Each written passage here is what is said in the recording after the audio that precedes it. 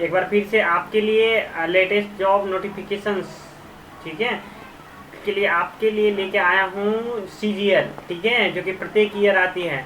CGL 2022 का, जो कि अभी तक नहीं आया था, ठीक है, तो वो लेके आया हूँ। यानी कि 2022 का CGL जो होने वाला था, कंबाइंड ग्रेजुएट लेवल, ठीक है, ये जो एग्जाम होता है ग्रेजुएशन लेवल पे होता है। आप अगर SSC का प्रिपरेशन कर रहे होंगे तो अच्छी तरह से जानते होंगे। तो चलिए चलते हैं, आपकी बार कितने पोस्ट हैं और उसके बाद जाकर के क्या क्या उसका क्राइटेरिया है, ठीक है, कौन कौन सा पोस्ट के लिए निकला है और कब तक इसका एप्लीकेशन लास्ट डेट है और कब से ये फॉर्म फिलअप होना स्टार्ट हुई है। तो हम लोग डिस्कशन कर लेते हैं, ठीक है, उसके बारे में हम लोग डिटेल से उसके बारे में बात करेंगे। तो चलिए देखते हैं, जैसा कि आप यहाँ पे स्क्रीन पे देख पा रहे होंगे, ठीक है, ये जो नोटिस आया है ये 17/9 यानी कि कल का नोटिस है ना, कल का नोटिस है और ये अपलोड कर दिया गया है। आप जाकर के जो वेबसाइट है वहाँ पे देख सकते हैं। चलिए देखते हैं यहाँ पे ये जो है date of submission online application जो स्टार्ट हुई है, ये स्टार्ट हुई है 17/9 को, ठीक है, यानी कि कल के दिन में ही, यानी कि विश्वकर्मा पूजा था और कल के दिन में स्टार्ट हुआ है, ठीक है। और इसका जो लास्ट डेट है ये 8/10/2022 है, ठीक है। लास्ट डेट कब तक है? 8/10/2022 है। उसके बाद जाकर के एप्लीकेशन का जो लास्ट डेट है वो तो 8/10/2022 तक 11 बजे रात तक है ना। उसके बाद जाकर के यदि पेमेंट भी आप 8-10 तक कर सकते हैं। लेटेस्ट अगर ऑनलाइन पेमेंट करते हैं तो ये 9-10 तक है ना। उसके बाद जाकर के चालान के द्वारा आप 10-10 तक कर सकते हैं।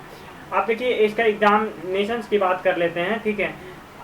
उससे पहले हम करेक्शंस की बात कर लेते हैं कि अगर फॉर्म में किसी तरह से मिस्टेक हो जाता है तो आपको करेक्शंस का डेट जो दिया जाएगा 12/10 से लेकर के 13/10 तक दिया जाएगा। और जब हम Tier 1 यानी कि इसमें जो एग्जामिनेशंस होगा Tier 1 और Tier 2, और Tier 1 यानी कि कंप्यूटर बेस्ड जो टेस्ट होगा पहला Tier 1, ठीक है, ये जो होगा एक टेंटेटिव डेट है दिसंबर 2022, यानी कि रिसेंटली, यानी कि 2 मंथ के बाद, यानी कि अभी देखिए सितंबर अक्टूबर तक इसका फॉर्म भराएगा, नवंबर और दिसंबर में आपका एग्जाम हो जाएगा, ठीक है, चाहे वो फर्स्ट वीक में हो या लास्ट वीक में हो। अब चलिए देखते हैं आज जो Tier 2 का टेंटेटिव डेट है अभी तक नोटिफाई नहीं किया गया है, बाद में लेटर यानी कि बाद में आपको नोटिफाई करके बता दिए जाएंगे, ठीक है। तो अब चलिए देखते हैं कौन कौन सा पोस्ट अब की बार आए हैं CGL में, ठीक है। अब जैसे कि यहाँ पे आगे देखते हैं, देखिए यहाँ पे कौन कौन सा पोस्ट है। देखिए इसमें जो पोस्ट है, ठीक है, असिस्टेंट ऑडिट ऑफिसर का है, असिस्टेंट अकाउंटेंट्स ऑफिसर का है।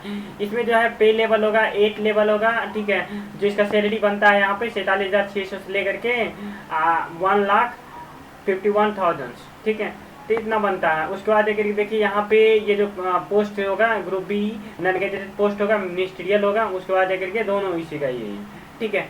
उसके बाद जाकर के ये लेवल 8 था और इसमें जो एज लिमिट है इसमें 30 ईयर से ज़्यादा नहीं होना चाहिए, ठीक है। तो इस तरह से यहाँ पे बताया गया है। अब देखिए यहाँ पे दूसरा जो है लेवल 7 की जब बात करते हैं तो लेवल 7 में यहाँ पे भी देखिए सेक्शन ऑफिसर है, असिस्टेंट सेक्शन ऑफिसर है, असिस्टेंट सेक्शन ऑफिसर, इस तरह से टोटल मिला करके इसमें भी लेवल ये जो है आपका देखिए यहाँ पे देख पा रहे होंगे, इसमें टोटल मिला करके 17 इंस्पेक्टर तक का पोस्ट है, ठीक है। तो ये सब सारी पोस्टें यहाँ पे डिस्क्राइब किए गए हैं, है ना। अब चलिए देख लेते हैं फिर की कुछ पोस्ट है यहाँ पे लेवल 6 में भी, ठीक है, यानी कि लेवल 8 से लेकर के डाउन तक, यानी कि लेवल 8, लेवल 7, लेवल 6, देखिए यहाँ पे लेवल 6 में भी कुछ दिया है असिस्टेंट का, ठीक है। ये भी देखिए ग्रुप बी में आता है सारा पोस्ट यहाँ पे ग्रुप बी में। उसके बाद लेवल 5 में जो यहाँ पे पोस्ट रखा गया है यहाँ पे ग्रुप सी के अंतर्गत रखा गया है, ठीक है। तो इसमें जो देखिए एज लिमिट थोड़ा सा डिफरेंस है, ठीक है। अभी तक जो जितना भी देख रहे थे ऊपर, ठीक है, लेवल 6 तक में इसमें मैक्सिमम जो एज लिमिट देख रहे थे 30 ईयर्स, यानी कि 30 ईयर्स और 32 ईयर्स तक देख रहे थे। लेकिन इसमें जो है लेवल 5 में जब देखते गए हैं तो यहाँ पे एज लिमिट भी डाउन कर दिया गया, यानी कि 18 से लेकर के 27 तक यहाँ पे एज लिमिट रखा गया है ना। अब चलिए देखिए और भी देखते हैं यहाँ पे, जैसा कि आप यहाँ देख पा रहे होंगे और भी देखिए लेवल 5 तक दें।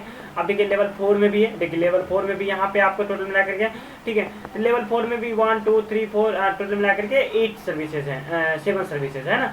7 सर्विसेज में इसमें देख लीजिए आप इजी वे में यहाँ पे देख पा रहे हैं। पोस्टल असिस्टेंट है, उसका इसका जो सैलरी बनेगा 25,000 से लेकर के 81,000 तक है। तो इसमें टैक्स असिस्टेंट हो गया, tax assistant, sub inspector, upper division clerk, ठीक है, यहाँ पे है, ठीक है, ये सब ग्रुप सी में आता है। इसका जो एलिजिबिलिटी क्राइटेरिया है, यहाँ पे जो एज लिमिट है यहाँ पे 18 ईयर्स से लेकर के 27 ईयर्स तक है। अब चलिए जब देखते हैं आगे, ये नीचे देख पा रहे होंगे आप, देखिए यहाँ चलते हैं हम।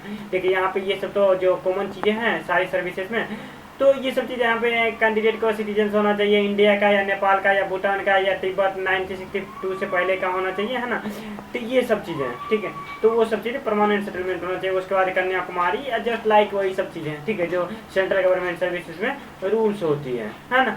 अब देखिए और भी देखिए इसमें कुछ बचा हुआ रह गया, तो यहाँ पे देखिए वही सब चीज़ें, ठीक है, एज लिमिट के बारे में बात किया गया है। देखिए थोड़ा सा अब हम लोग चले आते हैं सिलेबस पे, ठीक है। इसमें देखिए सिलेबस की जब बात करते हैं तो सिलेबस थोड़ा सा वेट कर लीजिए। देखिए यहाँ पे नीचे आपको सिलेबस में, ठीक है, उससे पहले थोड़ा सा यहाँ पे डिस्क्रिप्शन ये चीज़ बता देते हैं, एग्जामिनेशन सेंटर कहाँ कहाँ पड़ेगी, ठीक है। यदि आप सेंट्रल ठीक है रीजन में पढ़ते हैं, ठीक है, सेंट्रल रीजन में कौन कौन पढ़ता है, ये सब सेंटर जो है सेंट्रल रीजन में यदि CR से पढ़ते हैं, ठीक है। अब ईस्टर्न रीजन में पढ़ते हैं तो ये सब चीज़ आपका ये सब यहाँ पे सेंटर पड़ेगा। अगर KKR में पढ़ते हैं यानी कर्नाटका केरला रीजन में पढ़ते हैं तो ये यहाँ सब सेंटर होगा, ठीक है। आप अपने लोकेशन के अकॉर्डिंग, ठीक है, आपका कहाँ होम टाउन है, आपको कौन नियरेस्ट कहाँ पे आप रह करके प्रिपरेशन करते हैं, सारे चीज़ को कंसिडर करके तब जा करके आप फॉर्म फिलअप कर करिएगा, ठीक है। यदि मान लीजिए कि आप अगर दिल्ली में रहते हैं, ठीक है, पर्टिकुलरली अगर दिल्ली में रहते हैं तो क्या है, तो दिल्ली में रहते हैं आप नॉर्थ रीजन डाल सकते हैं, ठीक है, क्योंकि देखिए यहाँ पे दिल्ली वाले रीजन है ना, दिल्ली यहाँ पे सेंटर होगा आपका, या देहरादून होगा जो नियरेस्ट है, ठीक है। तो ये सब रीजन में आपका सेंटर जा सकते हैं, है ना। तो ये सब चीज़ें। अब देखिए कुछ चीज़ें हैं और, ठीक है। अब देखिए थोड़ा सिलेबस के बारे में बात कर लेते हैं। देखिए यहाँ पे वही चीज़ें हैं, है ना। अब देखिए यहाँ पे सिलेबस देखिए Tier 1 का, ठीक है, जो सिलेबस 1 है, Tier 1 है, उसके लिए जो सिलेबस है यहाँ पे एकदम डिटेल से बताया गया, काफ़ी अच्छे से डिस्क्राइब किया गया है, ठीक है। इसको एक बार देख लेते हैं। देखिए यहाँ पे जनरल इंटेलिजेंस यानी कि जिसको हम लोग रीजनिंग करते हैं, ये 25 क्वेश्चन रहेंगे और मैक्सिमम जो होंगे 50 मार्क्स होगा, यानी कि एवरी क्वेश्चन जो होगा कंटेंट 2 मार्क्स, है ना। उसके बाद जनरल अवेयरनेस जिसको क्या हम GE कहते हैं, यानी GK GS कहते हैं, ठीक है। ये भी 25 मार्क्स 25 क्वेश्चन होगा और एवरी क्वेश्चन है कंटेनिंग 2 मार्क्स, है ना। ये क्वांटिटी एप्टीट्यूड हो गया जिसको कि हम लोग मैथ बोलते हैं, एप्टीट्यूड बोलते हैं, तो ये हो गया 25 क्वेश्चन होंगे और 50 मार्क्स होंगे। उसी तरह से जस्ट लाइक इंग्लिश कॉम्प्रिहेंशन हो गया, ये आपका 25 क्वेश्चन होंगे और 50 मार्क्स होंगे।